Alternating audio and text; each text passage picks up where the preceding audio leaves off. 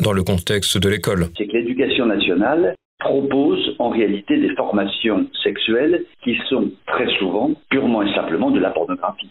Au nom de la liberté sexuelle, au nom de l'épanouissement de la sexualité, au nom de tout ce qu'on veut, l'éducation nationale s'est transformée en une formidable machine à pervertir la jeunesse.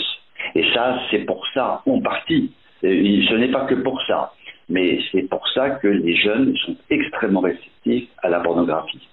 Donc là, la responsabilité de l'éducation nationale est énorme. La logique consumériste induite par la société marchande conduit inévitablement les plus jeunes à devenir une cible alors qu'ils sont encore en âge de se construire. Les adolescents envisagent ainsi la sexualité à travers un produit de consommation fait sur mesure et reposant sur une mise en scène très loin de la réalité et encore plus de l'aspect affectif qui peut être envisagé en la matière. Le phénomène d'addiction produit par les images les rend parfois même esclaves de leurs propres désirs. Quand on parle par exemple de la mise en place de cours d'éducation sexuelle, soi-disant pour protéger l'enfant parce qu'on le met en alerte sur un certain nombre de choses, c'est un mensonge absolu. L'éducation sexuelle au sein de l'éducation nationale est faite par des associations qui sont la plupart du temps dans la mouvance LGBT.